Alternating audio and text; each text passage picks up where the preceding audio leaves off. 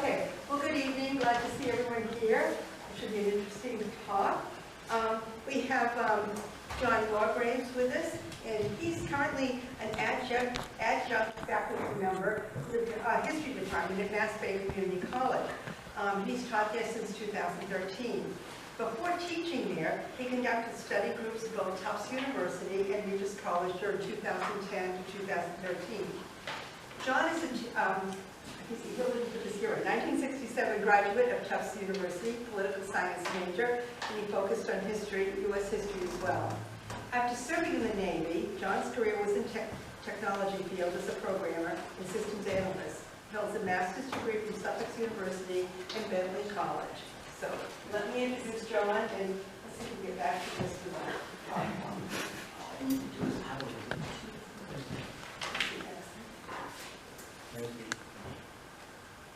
See, it's not getting that. I mean, you next slide. Oh, that's it was on.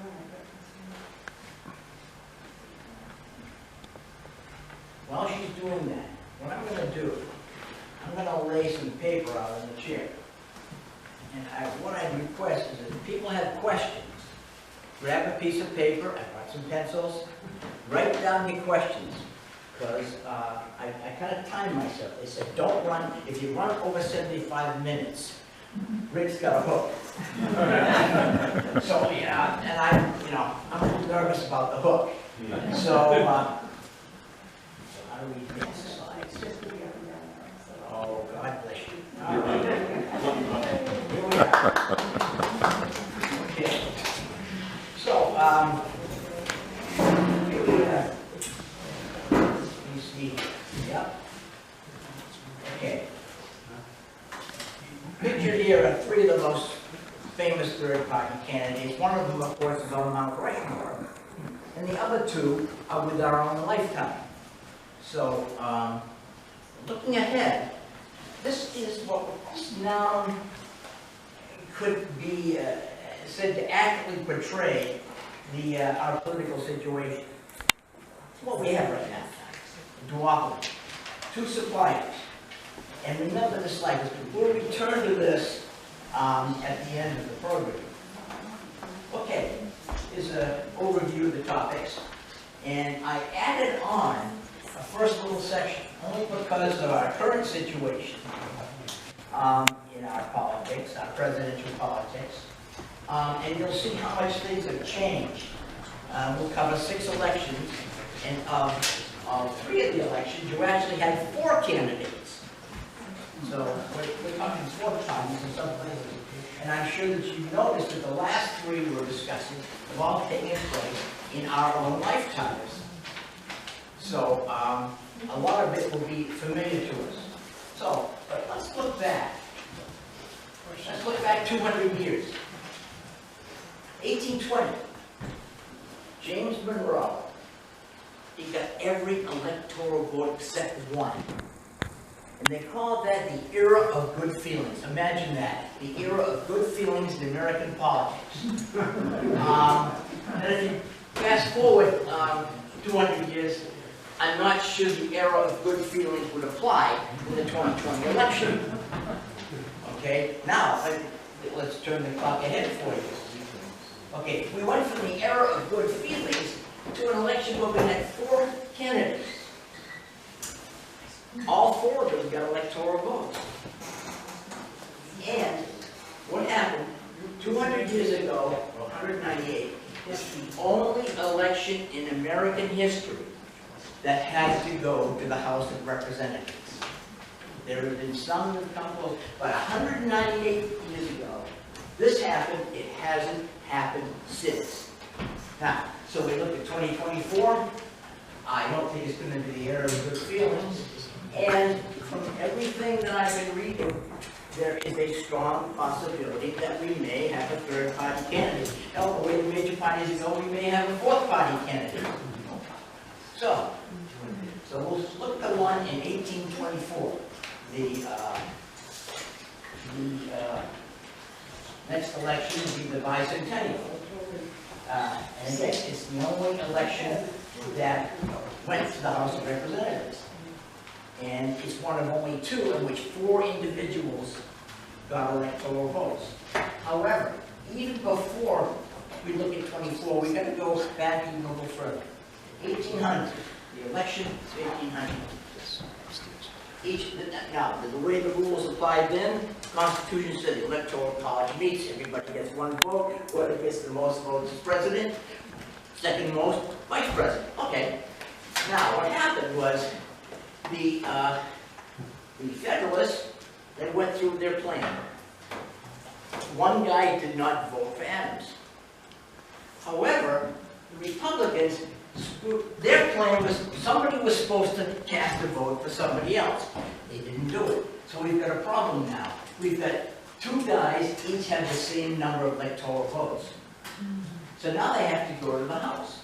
And if they go to and this is the same rule, by the way, applies now. If an election should go to the House, it's done. Every state gets one vote. So if that would happen in 2024, we'd have 50 votes. Whether you're California or Delaware, each state gets one vote. Well, so they went through this over and over and over again. And what happened was Hamilton, of course, is always operating behind the scenes. And he said, he recommended to the Federalists, well, if you have to make a choice, vote for Jefferson. But don't, whatever vote you do, don't vote for Burr, because he is a too dangerous a man. And you can see where this problem, Alexander Hamilton, this might have had a problem with Aaron Burr, which was subsequently settled 4 years later across the river from New York, with somewhat fatal results for Hamilton. So, but the chaotic nature of this election. And this is a pretty new Constitution. This Constitution has only been in effect less than 20 years. So here is the 12th Amendment of the Constitution, still in force. What I've done, I've highlighted two of the phrases in that amendment. And these phrases will become important when we discuss what happens in the majority. So let's take a look at the 1824 election. Three insiders. You've got the Secretary of the Treasury, the Speaker of the House, and the Secretary of State. And one outsider, Andrew Jackson, the hero of the Battle of New Orleans. But all four candidates, 4 years ago, it was the era of good feelings. Now all four candidates are running as a Republican. But Jackson said, I'm the outsider. All these other three guys, they're politicians. I'm the outsider. And here we are, 200 years later, and you ever notice a lot of politicians are still trying to run. I'm not one of those Washington insiders. I'm an outsider. And what happens, actually, if you look at the score sheet here, who gets the most electoral votes? Jackson. Now, Adams, Crawford. Notice poor Henry Clay.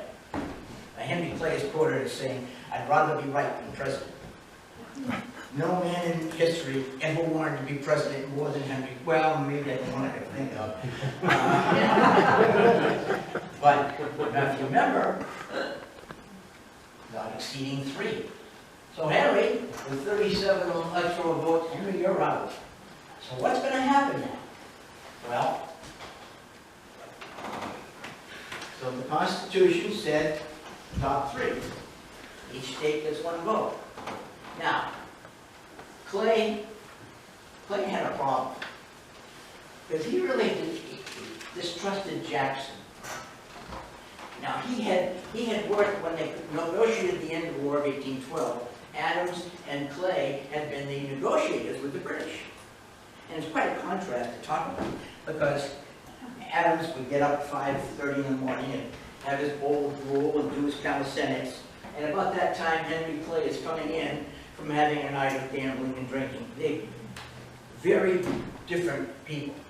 But what happened is, so finally, Clay's 3 states voted for Adams. Now, you have to, if you look at it from Clay's point of view, he says, you know, if I settle for Secretary of State, Now these are the four previous Secretaries of State: Jefferson, Madison, Monroe, and Adams. And Henry is thinking, you know, if I get to be Secretary of State, yeah, I get a pretty good shot to be president sometime in the future. So you can see what may have motivated Henry Clay to say, yeah, you know, I'll take Secretary of State. So what happens is Clay's states, here's the popular vote, note Jackson, majority of the popular vote, majority of the electoral vote. But when the states go to vote, Clay's 3 states that you see in orange, they vote for Jackson, for Adams. Adams has 13 states, that's the majority, Quincy Adams becomes president. So you can see that here's some of the quotes that were made. Henry Clay was not a Jackson fan, if you could see. And this illustrates the animosity of the election. The Judas of the West has closed his contract and received the 30 pieces of silver, referring, of course, to Henry Clay. So, what happened though? Immediately, from that point on, almost from the day Adams took office, the Jackson people were saying, this election was stolen.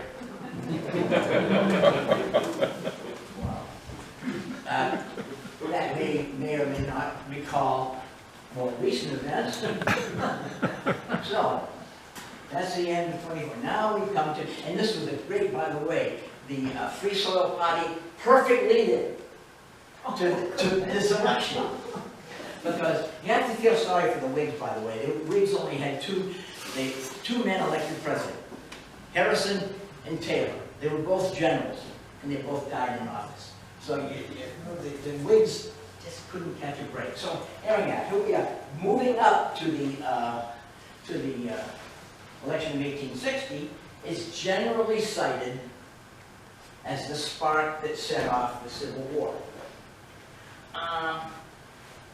Perhaps, but it's tough to avoid that judgment. However, the previous election in 1856, the Democrat Buchanan won. And at that time, a lot of the Southern fire eaters, they were disappointed that Buchanan, they were ready to succeed in 1856. And so some of them were really kind of upset that, no, we didn't get the Republican elected.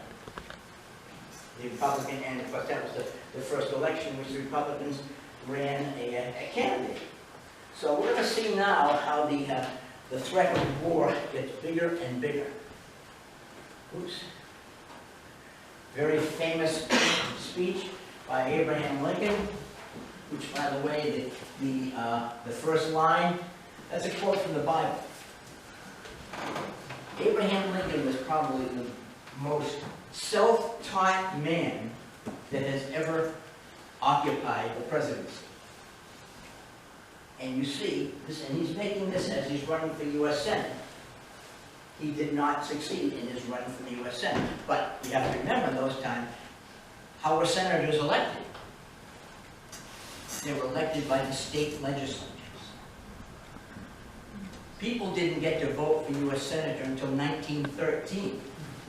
So, Lincoln, more Democrats than Republicans got admitted to the state Senate in Illinois, so Stephen Douglas becomes the senator.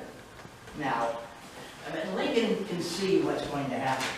And then, 3 years later, in 1859, John Brown, led by abolitionist John Brown, 22 men tried to seize the arsenal in Harper's Ferry. And Brown's plan was, I'm going to seize the arsenal, I'm going to take all the weapons, I'm going to distribute them to slaves, we're going to have a slavery revolt. Brown was, most people think he was a little bit mad, but he declined complete insanity. And by the way, this was a treason trial, but it wasn't a federal treason trial. It was treason against the state of Virginia. So he seizes the arsenal, and the arsenal, 2 days later, the arsenal was taken by a company of Marines under the command of an Army colonel. And the Army colonel's name, you might have heard, Robert E. Lee. And this is a very famous quote that Brown said. Did everybody see that, by the way? Everybody see the text there? If it's demonized, you forfeit my life. And of course, the Northerners looked upon John Brown as a martyr. And this is a mass meeting that we're going to have. I think it's in the city of Lawrence, Lawrence, Mass. So they're going to have a mass meeting on the day that John Brown is going to be executed. John Brown's body lies a moldering in the grave, but his soul goes marching on. That was a song that a lot of the Union troops would sing at the beginning of the war. So now we get into 1860, and we had a problem. The Democrats have two parties. And unfortunately for the Democrats, they need 2/3 of the delegates to select a nominee.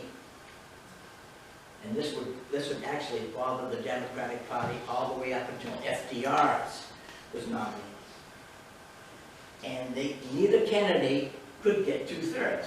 So they had their initial convention in Charleston, South Carolina, which is not exactly neutral turf if you're talking about slavery. And when the Southerners wanted Breckinridge, and the Northerners wanted Douglas. And so the two, they kind of offset each other. So what happens is there's nothing happen. The convention adjourns, they haven't picked a candidate yet. And so then what happens later on, well, go back here a minute, you're going to see, here's your third party, right here. Now Lincoln says, I don't want to go on the right. And he's not even at the Republican convention. And he tells his people, I will make no deals. I refuse to bargain for a nomination. He was back in Springfield. And the people in the convention saying, look, forget what he says. If we have to make deals to get him the nomination, we will. And they did. So what happens is the Southerners are hoping that with 3 or 4 candidates, the election will go to the House. Remember, it only been 36 years since it happened the last time. Note the election day. Second highest in U.S. history. Okay? And here's your Constitutional Union Party. John Bell of Tennessee and Edward Everett of Massachusetts. President, Vice President. And you'll see the results in a minute. Edward Everett had another kind of fame as a historical footnote. Anybody know what that was? Edward Everett was the featured speaker at the dedication of the cemetery at Gettysburg. And he was a fantastic orator, went on for 2 hours, you know. So Lincoln gets up and just as, gives a little 267-word speech, which is generally considered to be one of the greatest uses of English. The next day, Edward Everett writes Lincoln, I would be flattered if I thought I could get as close to the meaning of the event in 2 hours as you did in 2 minutes. Everett immediately recognized the quality and the significance of his address. Here are your 4 candidates.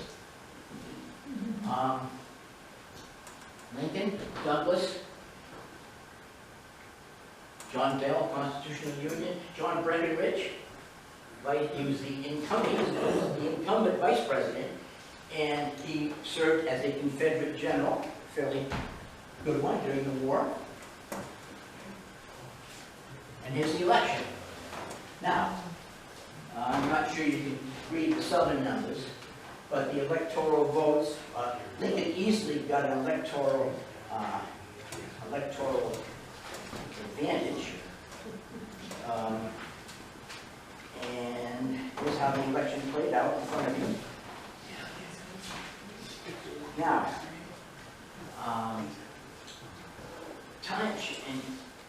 and see, when I had these up real quick, notice this is the Constitution of the Union.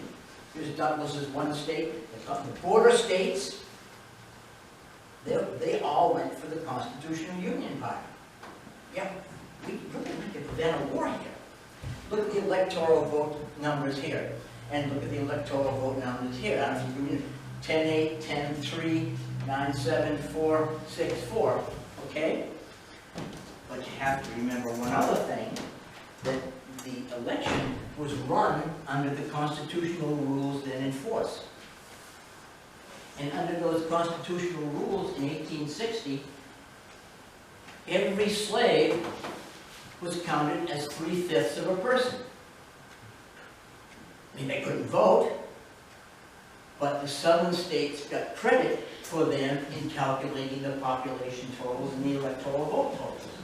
So, if you consider how many votes of actual voters, I think Breckinridge got a lot more electoral votes, but Douglas actually got 500,000 more popular votes.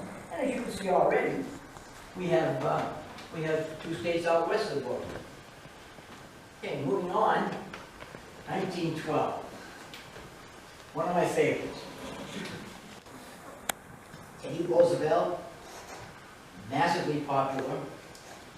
When he was re-elected in 1904, on the spur of the moment, he says, "I will not seek another term."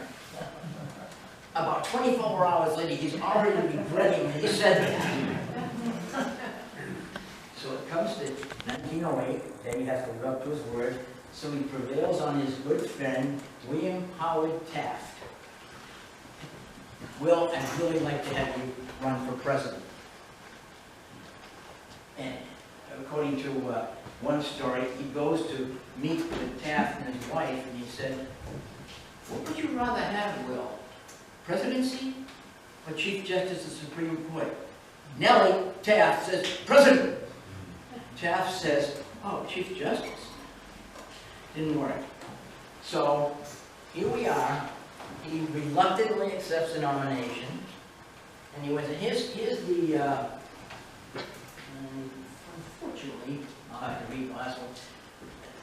You've never seen 2 more opposite people in terms of personality,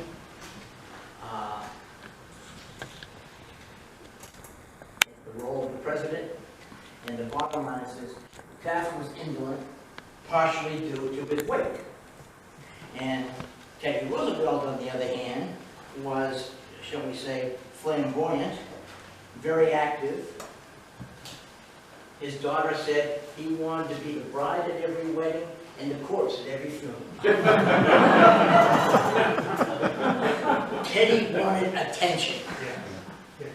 Okay? So, and the divergent, Roosevelt said, "The president has not just a right but a duty to do anything demanded by the needs of the nation unless such action is specifically forbidden by the Constitution."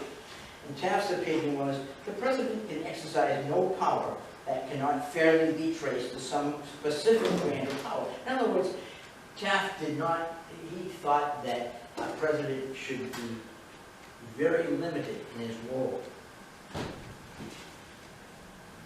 William Howard Taft is president. And you can see what happened was, Taft, he said, okay, well, he won fairly handily, actually. He won over William Jennings Bryan, the only other man to run for president 3 times and lose. He reformed, and in his only term, Taft's agenda consists mostly of improving the operations of governmental departments. He set up the Department of Commerce and Labor. which I think later on was split into 2 other departments. And Taft was oblivious to the political impacts that some of his decisions made. So here we are. We're getting into the election season. Teddy returned from Africa, criticizes Taft, even though Taft had done more antitrust action than Teddy did. Wilson is elected governor of New Jersey. Wilson was probably the most scholastic president we ever had. GOP primaries. Now here's the deal, that if they had been operating under the present rules, Roosevelt would have been the nominee. He won something like 85% of the delegates in primaries. But the party bosses didn't like Teddy. They weren't sure they could control him. So when, as you can see, Taft is awarded almost all the disputed delegates. And again, we have the same situation. We have 2 candidates for president in the convention, and neither one of them can get the 2/3 vote. It's kind of like so the Democratic convention goes on and on and on, and eventually Wilson gets the nomination of something like the 43rd ballot. And the final event of that year was the attempted assassination of Roosevelt. He gets up, and he's starting to give a speech. The guy comes up and shoots him. Right here. Now, between the thickness of Roosevelt's speech and his glasses case, bullet stayed in it. And they said, Mr. Roosevelt, you've got to go to the hospital. It takes more than a single bullet to kill a bull moose. Yeah, I think they got to use impervious. So what happens is, and I'm moving a little ahead of myself, so here's the GOP convention. Even though Roosevelt won all of the contested primary delegates, as you can see, the insiders said, yeah, we're going to award those delegates to Taft. T.R. Stutter is referring to theft. The nomination was stolen. There's a bit of a recurring theme sometimes here. And the resulting platform was very conservative. So, and here's a 4th candidate, and I want to, use the 4th candidate in 2012. He's a true man of principle. He was a socialist. I'm a socialist, you know, hey, I'm not going to hide it. This is what I am. He holds a particular place in history, but he has been forgotten by many. He ran for president in 1904, 1908, 1912, and in 1920. And during that whole period of time, the Socialist Party was the 3rd largest party in America. And he was jailed in 1918 for criticizing the Espionage Act. And someone said to President Wilson, "Well, you got, I mean, the man, all he did was make a speech." And Wilson said, "As long as I'm president, he's going to stay in jail." And what happens, as you will see shortly, is the Socialist Party with Eugene Debs, and I think this is 1912, but notice, I'll read you the words here. In 1920, he runs and says, "For president, convict number 9653. I mean, he's in jail. I'm in jail, but I'm still going to run for president. And he got a few more votes than he got in 1912, but it was only half the percentage, because in 1920 there was a whole new body of voters, which was well, thank you. Women. I would have not said. Yeah, okay. So Debs runs it, and between Eugene Debs and Norman Thomas, the Socialist Party runs for president up through 1948. And but because of the split, Woodrow Wilson becomes president. He was probably one of the most brilliant presidents, like President of Princeton, seen as a progressive. And of course, it was only because of Roosevelt running against Taft that the Republican vote was split and Wilson becomes president. And during the latter parts of the campaign, Taft is reported to have said, "I am running for one reason. It is my job to keep Teddy Roosevelt out of the White House." and he did, you know. So Wilson's, and here are the two candidates. Champ Clark, again, it was a kicker. 2/3 required for the nomination.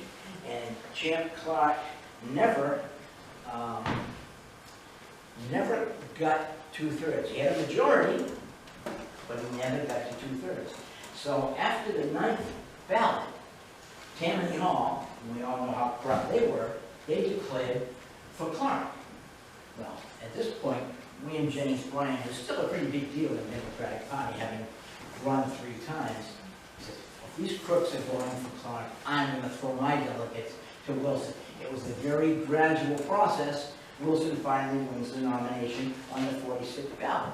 And here you see, this was a campaign for Taft's second term. Washington declined the 3rd term. Grant wanted it, but he was denied a 3rd term. Teddy Roosevelt demands a 3rd term, what Washington refused and Grant could not get. Deserves a 2nd term. And then there's a quote. I mean, you want a testimonial, it says here, "No man of better training, no man of more dauntless courage, of sounder common sense, of higher and finer character has ever come to the presidency than William Howard Taft." That quote was by Theodore Roosevelt. So, you know, if you're looking for a recommendation, I would say it's pretty good. So here's what happens. I always get a kick out of this diagram because they say this was one of the most progressive elections in American history, because over 3/4 of the votes were voted for candidates who had a progressive or a socialist agenda. But, of course, when the electoral votes were counted, the Solid South, of course, went for Wilson. I think Taft got the electoral votes of Utah. Roosevelt, of course, does vastly well, but he doesn't get, and the split of the vote results in Wilson getting a huge electoral vote majority and becomes president. And Wilson is reported to have said, as he said, so I'm going to be president. My whole life has been dealing with domestic affairs. It would be a supreme irony if after being elected president, I had to deal with foreign affairs. There was a world war that was going to break out shortly, and so Wilson had to deal with that. So there is that one. So now we'll go to our own contemporaries. George C. Wallace, and you really have to go back a little further. I'll introduce Wallace. I will read a quote of Wallace, and I will apologize up ahead for reading the quote, because I'm reading the quote directly as Wallace said, okay? Wallace, when he was elected governor of Alabama, he said in his inaugural speech in January '63, "Segregation now, segregation tomorrow, segregation forever." And of course, political, you know, in the intervening time between 63 and 68, as we all would probably remember, things began to unravel quite a bit.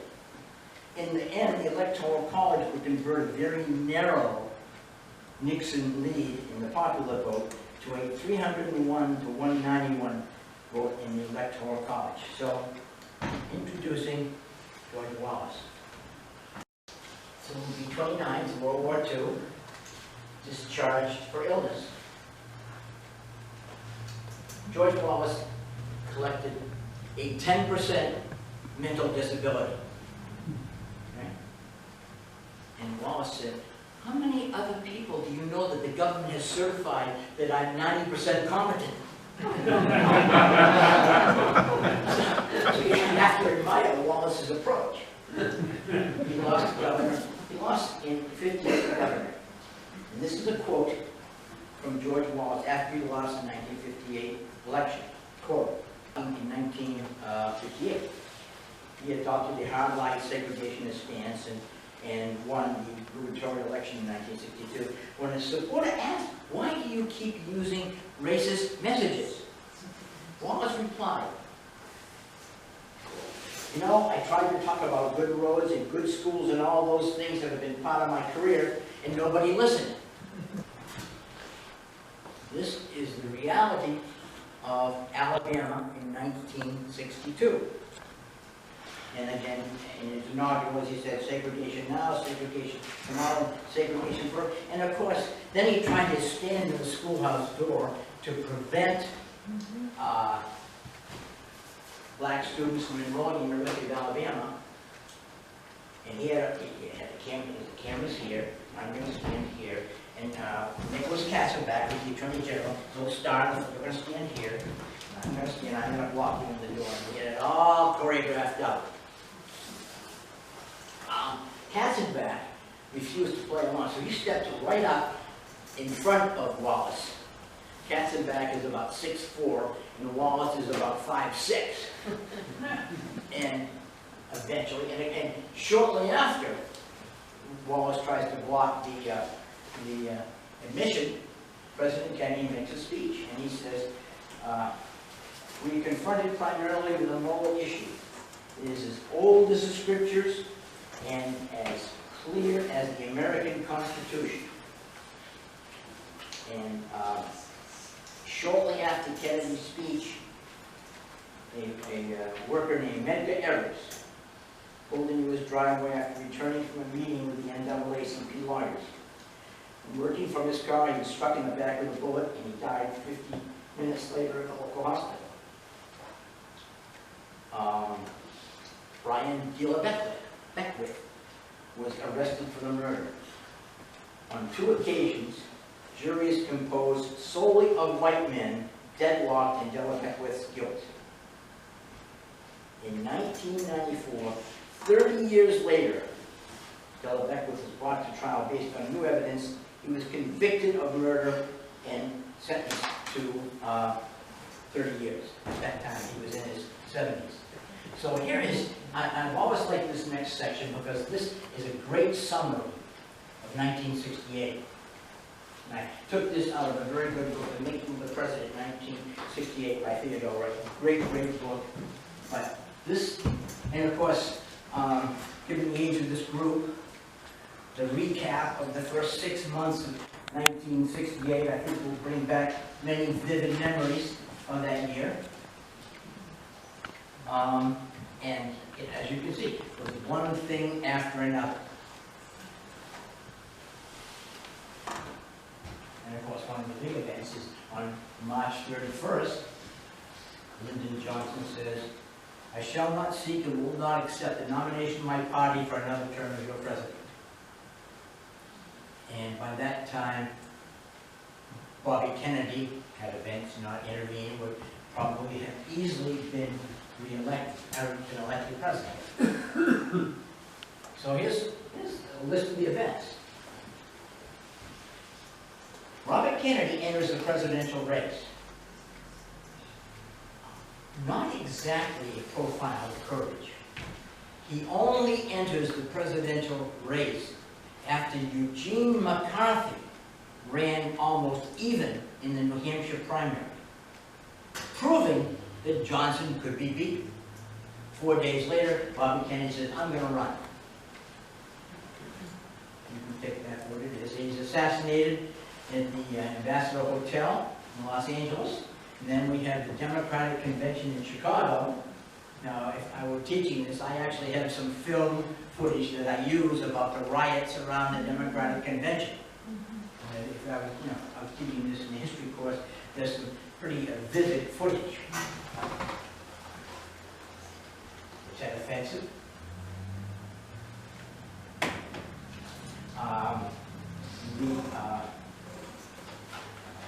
The Tet Offensive was actually it was a military defeat for the North Vietnamese Army.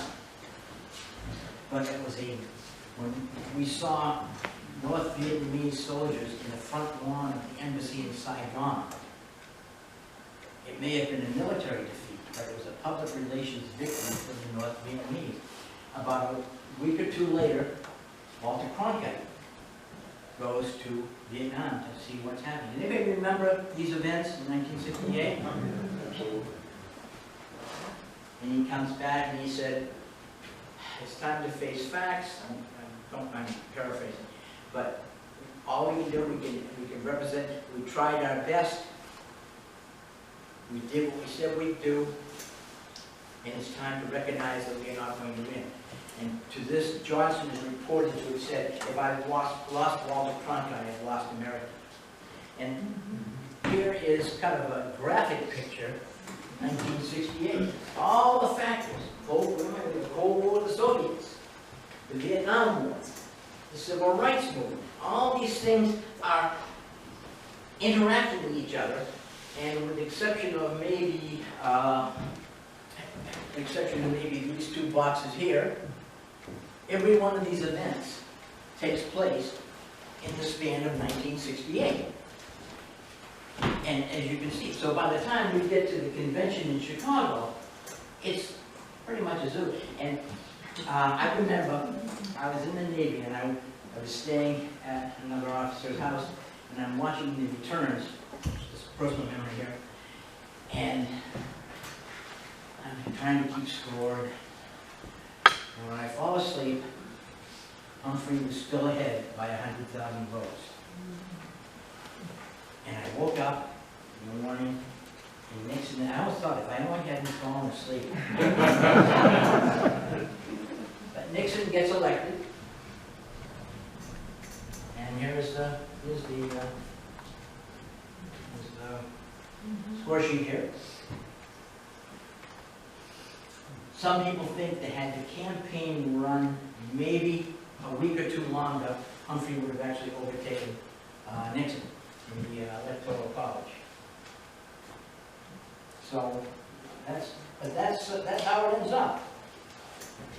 So Ross the Boss, Henry Ross Perot.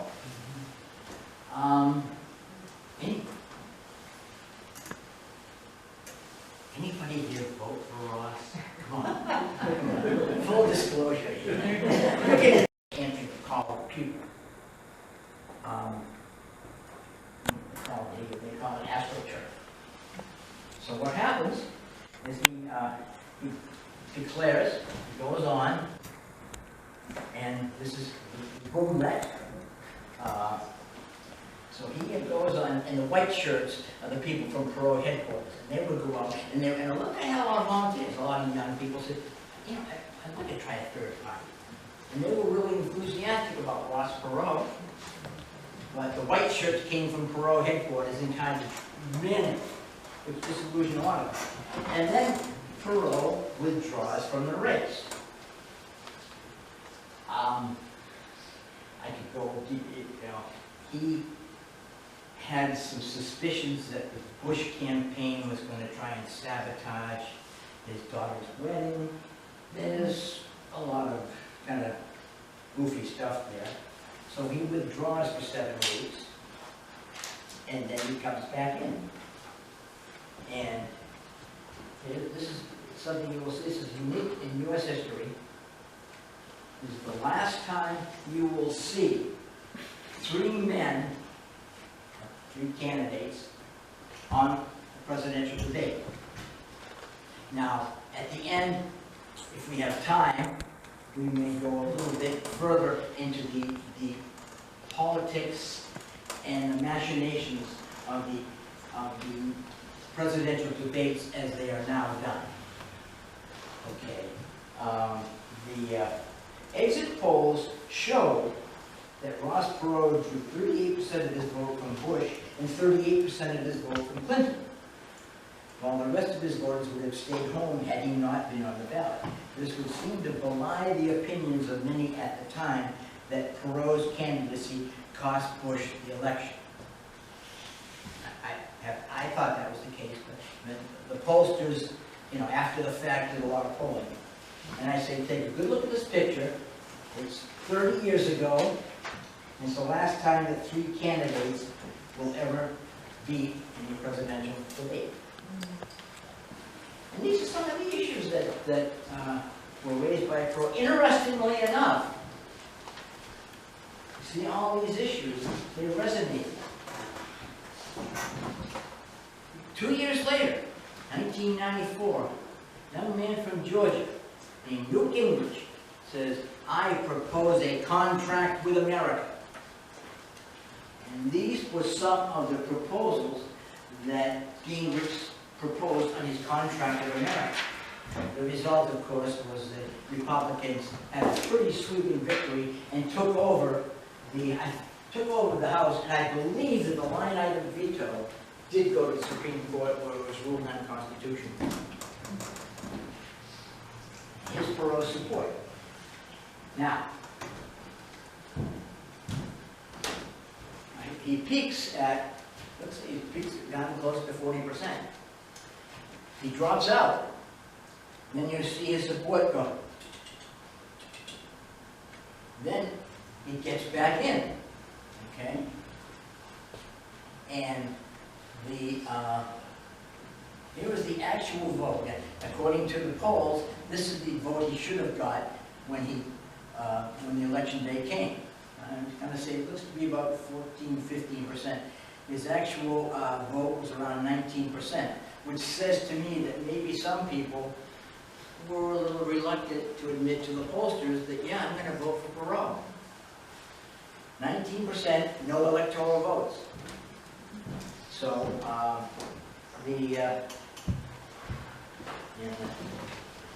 once more, you better get a map for us.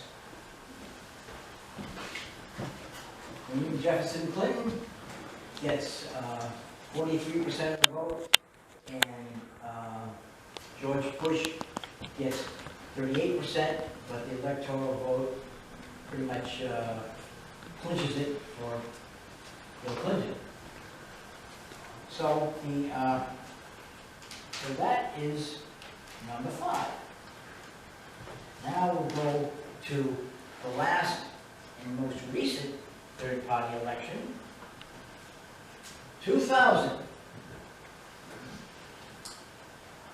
Ralph Nader had been a consumer advocate. What happened was he made his initial reputation by writing a book. Anybody remember the name of the book? Bingo! Yes! It was about the Corvair. Yeah. Now, GM was really trying to discredit him. He had people following him around. They tried to entangle him with prostitutes. They really were trying to nail.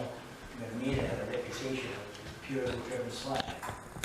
When that all came out, he sued GM, made a pretty good sell. He was under $1 million, but in those days it was pretty good money. And with that, he founded his political action group. I forget the name of it, but he had been a candidate earlier. He was a Green Party candidate in 2000. There was a 4th candidate, Pat Buchanan. Pat Buchanan? Nixon speechwriter? Okay, well, what happened is course, and we all know this went to the Supreme Court so long. So here's Ralph.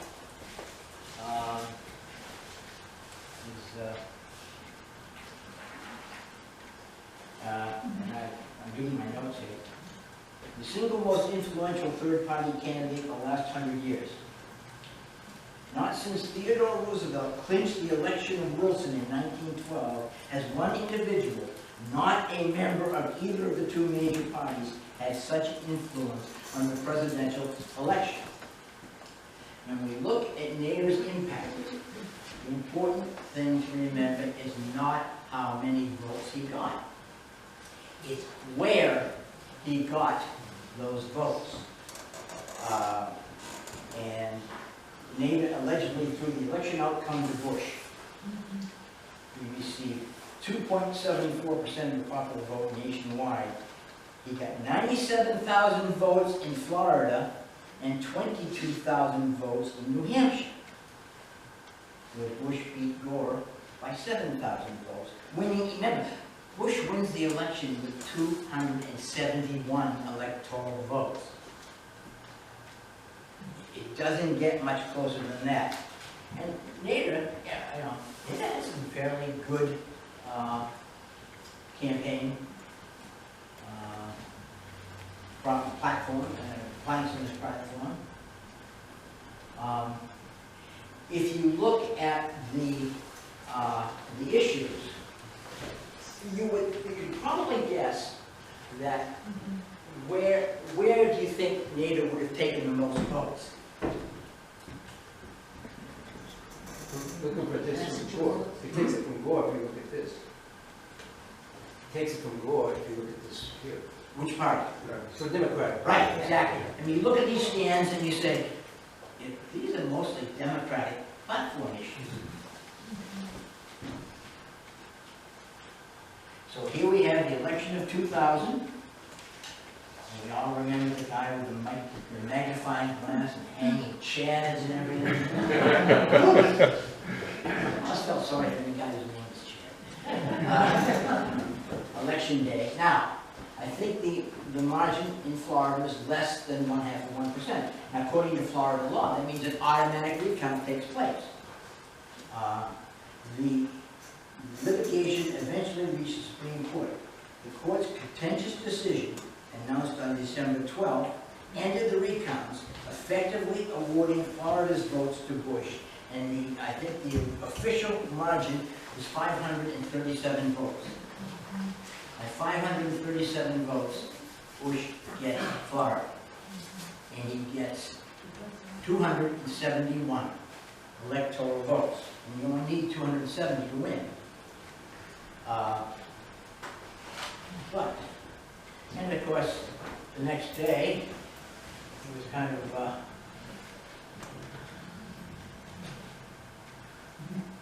interesting. Gore conceded and then revoked his concession.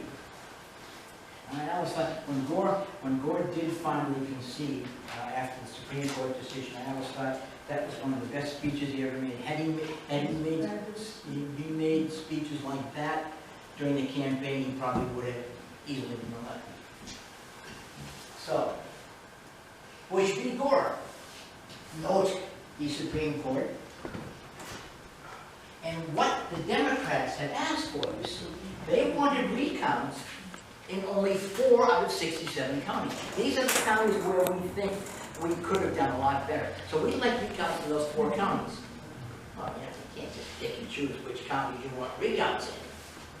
And here is the text from the decision. So Bush winds up with 271 electoral votes.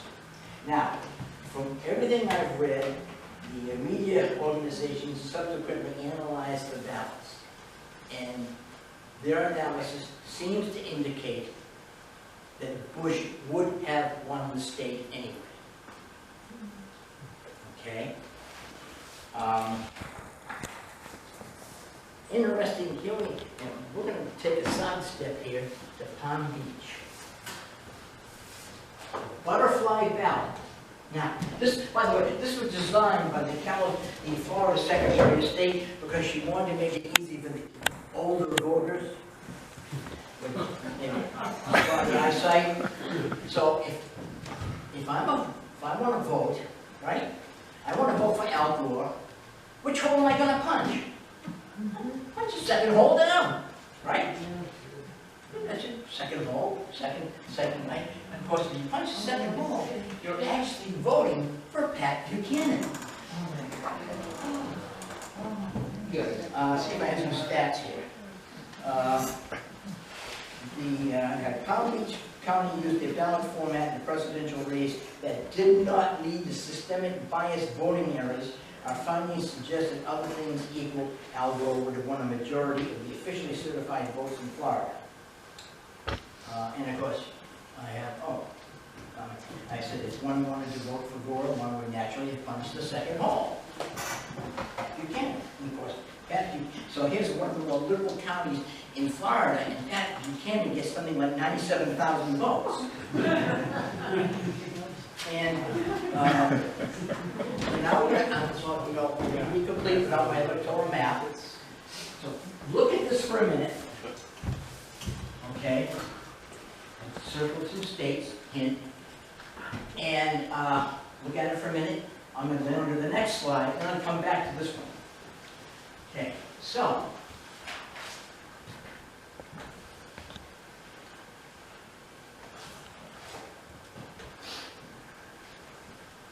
get this all over.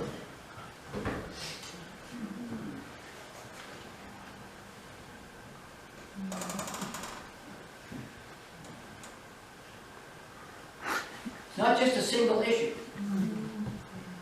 I mean, 4 electoral votes in New Hampshire going the other way would have given Gore the election. Certainly 25, and I always got it. Nobody ever mentions this except me. Note this one. Gore was from Tennessee, right? Tennessee boy. He lost Tennessee by 80,000 votes. Somebody says to me, if you can't carry your home state, you may have bigger problems. But if we look at this, we have the map, electoral map, 4, 11, and 25, any one of which, by the way, would have given Gore the majority of electoral votes. Okay, so, having finished with all this, go back to the second slide. Now, you may or may not leave this. So where do we stand today? Now it's time to look at the present.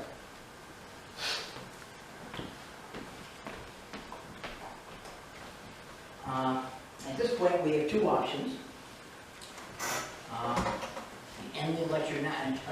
Some people may not want to stay for the questions. My feelings won't be hurt. If you want to go home, inside blame you.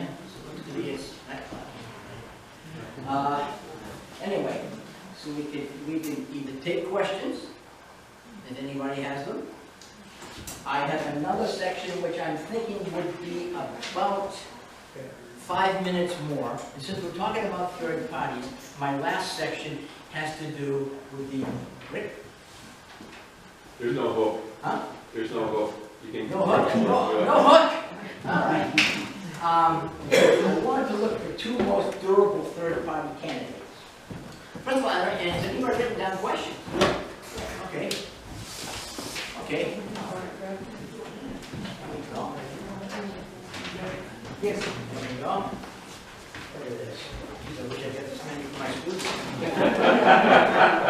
Good. Oh, I didn't write it down. I just wrote it down. All right. Write it down first. Okay.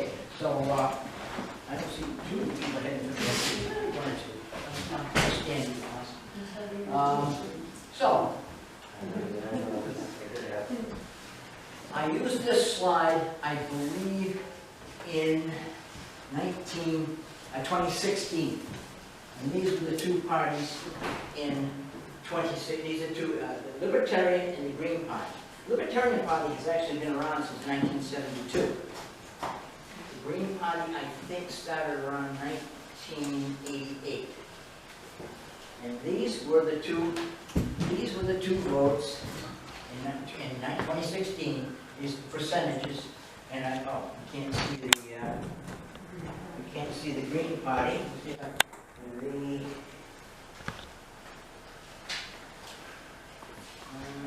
Hold on here. Yeah, the Green Party got 1% in 2016 and 1/4% in 2020. Okay. Full disclosure, I voted Libertarian in 2016. Now, people say, oh, you threw your vote away. Well, I was less than enchanted with two major candidates. But there's another issue. If the Libertarians had somehow attained 5% of the national vote, which they didn't, they would have been eligible for federal funding in subsequent elections. Which, to me, would have been a bad thing. So let's look at each one in turn. The Libertarian Party, here are their vote totals. And this is the Libertarian slogan right here. I'd be appalled if anybody got that right. There ain't no such thing as a free lunch.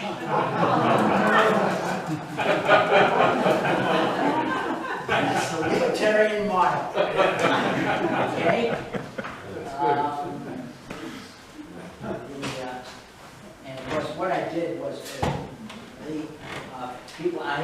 their Libertarian platform is lp.org/platform. If you want to look at our specific policies. There's nothing more than less than a world set free in our lifetime. They are against any regulation of personal behavior, any regulation of drugs, and like that. Okay. The Green Party. Dr. Stein, by the way, was from Massachusetts, and she was a pretty impressive candidate. If you come right down to it. And which individuals would be panelists? And even the height of the lecterns. May have had something to do with the caucus. And here is so the Commission of Presidential Debates has run all of the debates since 1988. In order for a candidate to be included, he or she must garner at least 15% support, which is probably one reason why Thoreau got on the platform in 1992. But the Commission's exclusion of third-party candidates has been an issue. Here we have, as promised, the very last slide from the League of Women Voters.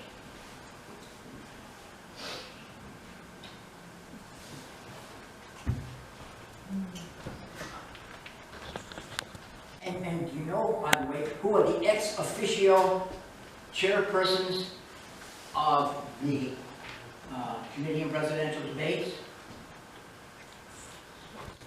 The head of the Republican National Committee and the head of the Democratic National Committee. So as I said, the odds of getting the third-party candidate up there, okay. Why did pollsters I have trouble with the handwriting. Okay, I think I know he's probably. Yeah, why did pollsters say that Bush would have probably taken Florida in the final analysis, even if they hadn't been the candidate, if they hadn't been a neighbor? Well, they just went through, they did almost like an audit of the votes after the fact. And it was a New York, it's a bunch of major league media. I think the New York Times was a big part of it. Because we want to find the real story. And from everything I read, they said that subsequently they think that Bush would have won. What would have won it? Yeah, would have won it honestly. You'd be amazed how often the theme of stolen elections has come up. Wasn't Perot correct? Oh yeah, wasn't Perot correct about the great sucking sound of jobs leaving the USA through NAFTA? And again, if I was doing this, who said that? In my U.S. history class, I actually have the video of Perot making that statement. What you're going to see is a great sentence. And, you know, if you look across, if you look at the Mexican economy, he was spot on. You know, Perot had nailed it. Was the Republican Party a third party in 1856? No, actually, they were a second party. It was Fremont. John C. Fremont was the Republican candidate. But 1856 was the first election that the Republicans, you know, competed in. And they looked at the map afterwards and they said, all we need to do is get like 1 or 2 more states. We're going to win in 1860. And of course, that's exactly what happened. I mean, good questions. I'll take any more if anybody has them. Aside from that, thank you for your attention. And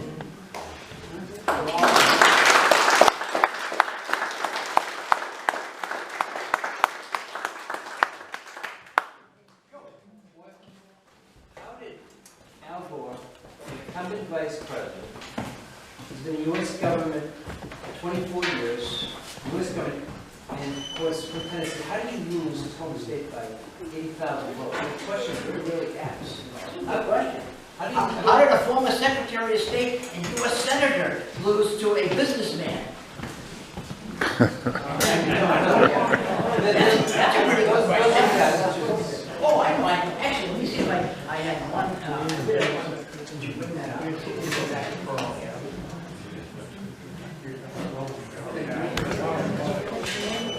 I did have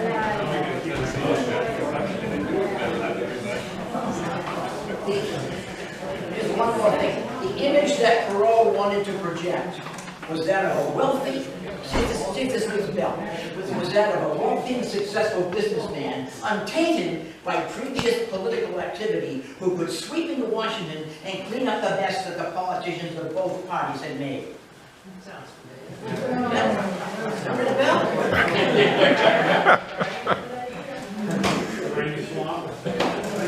Thank you, John.